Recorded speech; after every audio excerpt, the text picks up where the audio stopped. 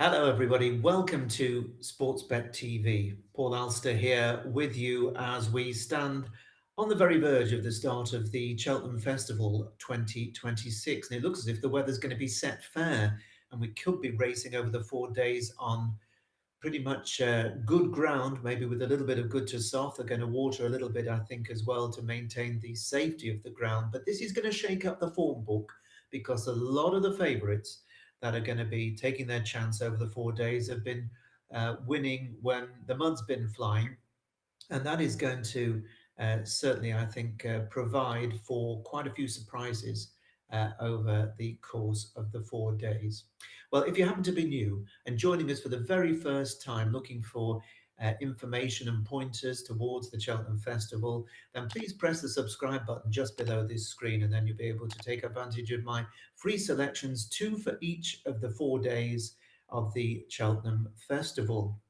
I've been in the business of tipping horses for quite a long time. And here at Sportsbet, I've been with you since 2020, and I've always been looking for good prices, each way prices, and certainly made a name for myself with a lot of very big priced winners over the years, including a number at the Cheltenham Festival. Now, if you're interested in more comprehensive coverage, my subscription service at Out in Front is going to include about 5 selections a day across the Cheltenham Festival. So, very well worth signing up. There's no commitment. I'm more than happy to stand on my record and not tie anybody in as some do. So, if you just want to join us for the month of March for Cheltenham and the start of the flat season, that's perfectly fine. You're at liberty to do so. You can also take the opportunity to sign up day by day.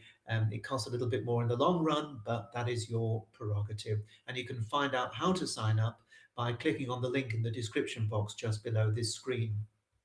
Well, just before I come to my selections for both Tuesday and Wednesday at Cheltenham, I just want to talk to you for a few moments about my record at the festival, because I know people sometimes ask, what exactly have you done over the years? Well, the first Cheltenham Festival that I tipped at for Sportsbet was in 2021, and my bets are put up to a £10 each way nominal stake. And in the first year, 2021, the profit was £974. Absolutely massive profit, which came as a result of tipping a big prize winner of the Fred Winter. The following year, despite having plenty of ups and downs, we still managed to stay out in front and just beat the bookies with a £36 profit at Sportsbet in 2022. Then in 2023, the profit was £1,027 to £10 each way, and that was courtesy of Favois, who won at 66 to 1, and that was a really special moment. Seddon also won at 28 to 1 at the same meeting, and there've been lots of big prize placed horses at 25, 33, 40 to 1 and 50 to 1 in those years. Now, it was in 2024 that my main focus switched to Out in Front. I still continue to tip at Sportsbet, which I shall come to in a moment.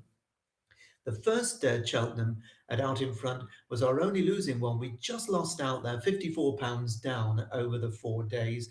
Lots of horses just not quite getting the nod in various photo finishes.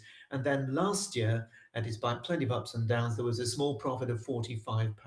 That means that on the main service that I've been tipping, which in other words, 4 or 5 selections a day over the 5-year period, a massive profit of £2,028.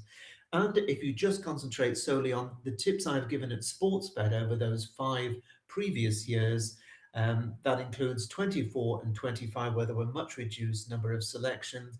The overall profit for the 5 years is £1,915 to £10 each way stakes. So I stand on that record. It doesn't mean, of course, that we're going to be quids in this year, but certainly thus far, Cheltenham has been pretty good to us over the last 5 years. Now, I'm going to take you to the first of my 2 selections on Tuesday at Cheltenham. I'm taking you to the juvenile handicap hurdle, the Fred Winter. There are 22 runners. And this is a red-hot 4-year-old handicap hurdle. Many of those running are carrying 11 stone or more. And so while this really is a cracking handicap, there won't be a massive amount of weight between the top and bottom horses, which means it's something of a compressed handicap. And indeed, 4 of the last 6 winners have carried 11 stone 6 or more. Now, that basically means that the cream kind of is rising to the top in this race. Early favourites include Saratoga for Padraig Road, still a maiden over hurdles, but with decent place form all the same. And he represents the connections that won this with a similar type in Brazil. Remember that one in 2022. In the same ownership, JP McManus, another leading market contender, is the mare Manlaga, trained by Nikki Henderson. She was a good winner from the useful Pourquoi Pas Papa for Paul Nicholls at Haydock last month. Now, Manlager is untried on ground any faster than soft, but she probably will cope with conditions and has a fair chance. Pourquoi Pas Papa will have to work, I think, to turn around the more than 2 lengths deficit with his old rival on just £2 better terms. Henderson's progressive Mustang De Broy, also owned by JP McManus, didn't do a lot wrong when he stayed on well to be third in the Grade 2 Dovecote hurdle at Kempton last time, having been hampered at a vital stage, and Mustang De Broy is one for the shortlist. Now, James Owen's Ummus will be better for a recent spin on the flat and was second listed company at Wetherby in the autumn. Interesting runner, while Ascot winner Winston Jr., trained by Faye Bramley, who of course trains out of Tony McCoy's yard, and he apparently is quite involved behind the scenes. Well, Winston Jr. was previously a good second at Cheltenham's December meeting and ticked quite a lot of the right boxes. The Willie Mullins maiden winner Madness Dell remains something of an unknown quantity, but Clico for Richard Bandy has already shown plenty, finishing runner-up in the Grade 2 finale juvenile hurdle at Chepstow before hacking up in a minor event last time to boost his confidence. There are worse outsiders in the field than Clico, although he might prefer easier ground. Now, Barbazon for Gordon Elliott is an interesting runner. He's run well in graded races at Leopardstown Christmas meeting, then at the DRF last time. He's certainly not out of it under these conditions, despite a big weight. And the shrewd Irish handler Charles Burns, well, he's had to wait and see if Munsif gets a run. I don't know. I don't think he's going to get a run, is he? He's first reserve at the moment. We'll have to wait and see. But the bookies will be wary of that if it does get in. My selection, though, for the Fred Winter, well, Joseph O'Brien has won this race for the last 2 years. Indeed, he's won it 3 times in the last 7 years.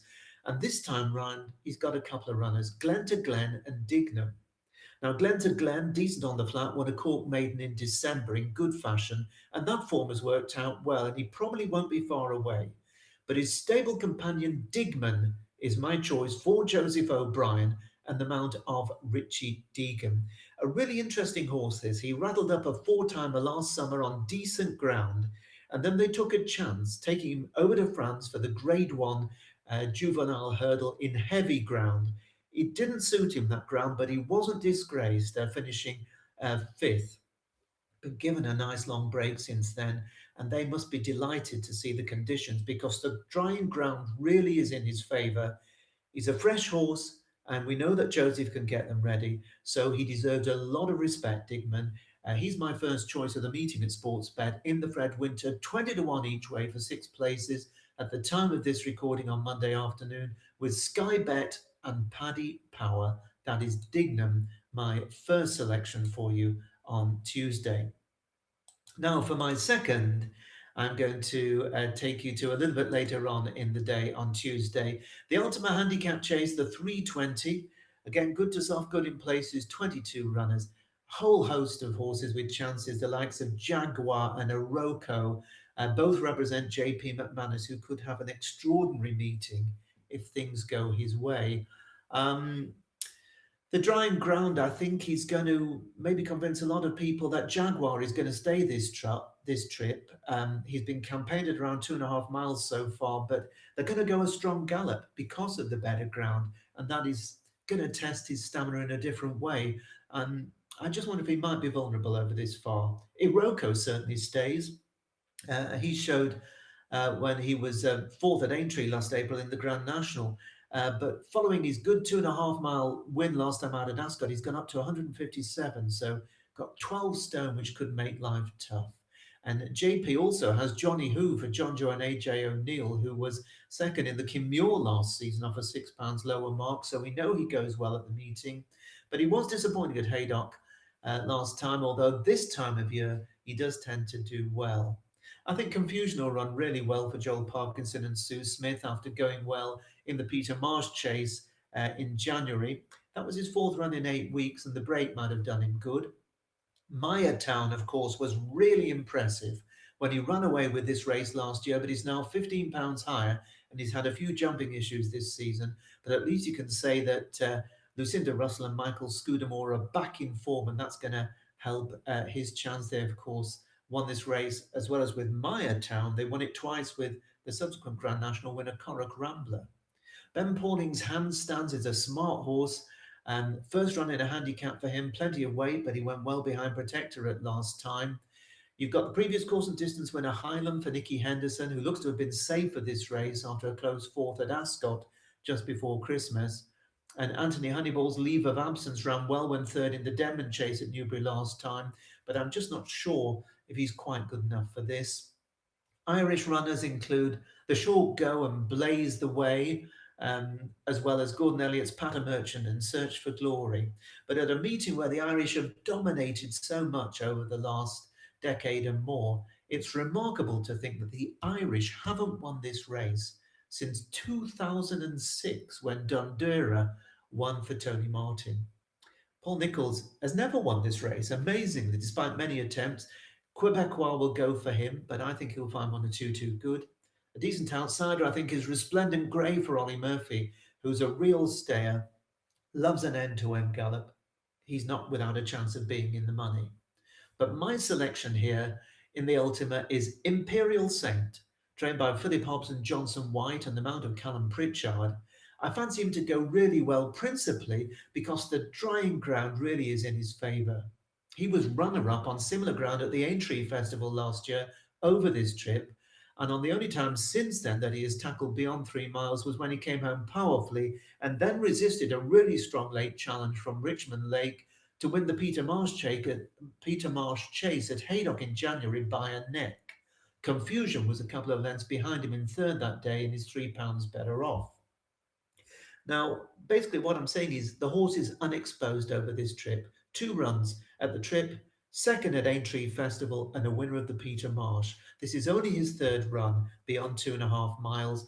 And after those 2 terrific efforts, he still is a little bit under the radar, in my view, as to his true capabilities at 3 miles 1. Also, Callum Bewley gets on well with the horse and he's able to claim £3 here. That is a Brucey bonus.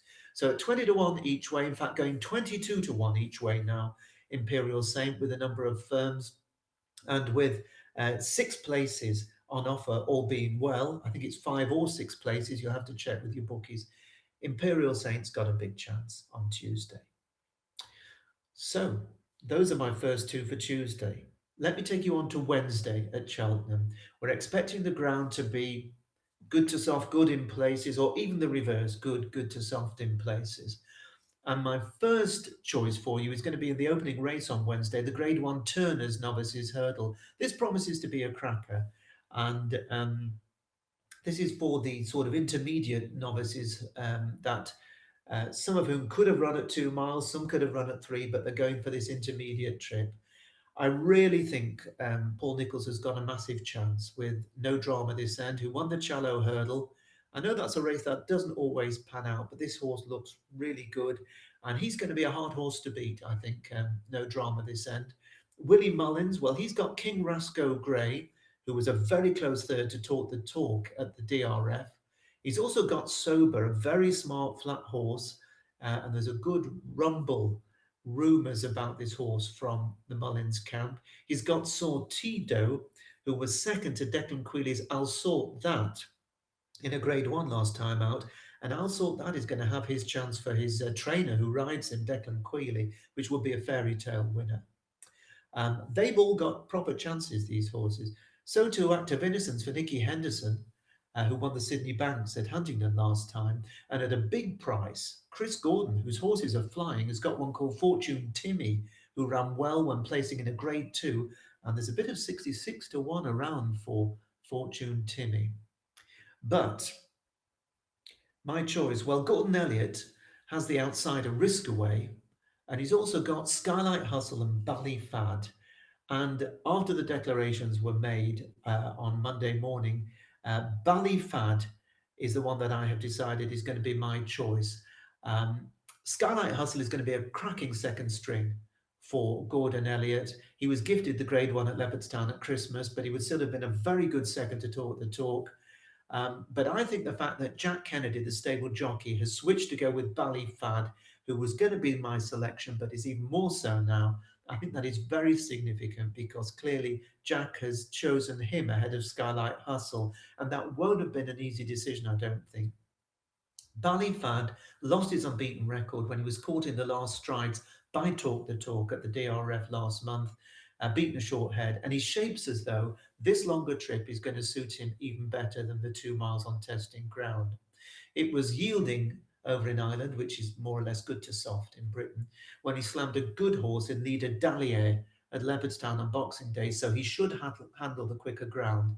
And at 7-1 each way for 4 places with Ladbrokes and Coral at the time of this recording, I think Ballyfad has got a massive chance, and I can, in my mind's eye, see Ballyfad and no drama this end coming up the hill, chased by King Rasco Grey and possibly I'll Sort That in what is going to be a great opening race to day two.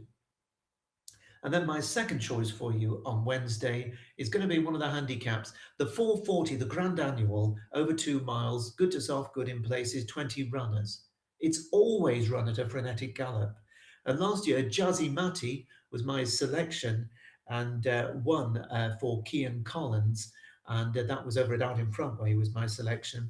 Did the business for us at a nice price, but £8 higher now. It's going to be tough, even though this horse loves the track. He's sure to have been trained with this race in mind, but I think he'll find one or two too good. Prominent in the betting is the very talented novice Be Aware for Dan Skelton, who will be a popular choice and should be another one in the thick of the action. He's £11 higher than his last handicap chase outing, when he easily won on his chasing debut at Stratford in October, and has since run with great credit to finish runner-up in 2 Grade 2s and a Grade 1. The Grade 1, of course, was behind Mulamba. Ryan's Rocket for Fergal O'Brien is another one close to the top of the market. He was looked to be going easily when he unseated rider 5 out in the Grade 2 Desert Orchid handicap chase at Kempton at Christmas, having previously been impressive when he won at Newbury. And if he puts in a clear round, he's got every chance of a bold show. Now, Ben Pauling, who could have a massive meeting, of course, he's got the Jukebox Man going in the Gold Cup later in the week. Well, Ben Pauling has got a couple of fair chances in this event, courtesy of hat-trick seeker Van der Poel, and the last time out easy Newbury novice chase winner Personal Ambition. Van der Poel has gone up £7 for his latest Sandown success.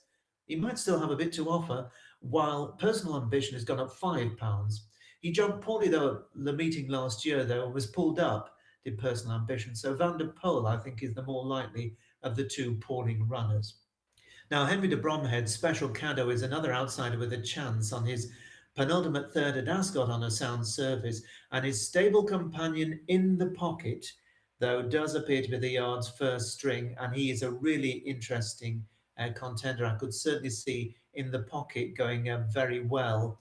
Martyr is another one. Now, even though Venetia Williams has had a rotten season, this horse has fallen to a really good handicap mark, and with this yard possibly emerging from the doldrums, he could be on the right side of the handicapper. While Calico, I think, will give you a good run, the Dan Skelton team, but I'm not sure he's going to be good enough. So to my selection, well, it's a race at Leopardstown that I think could be key here. It's the race in which Adragul, trained by Gavin Cromwell, and the mount of Keith Donoghue beat Release the Beast on Boxing Day at Leopardstown.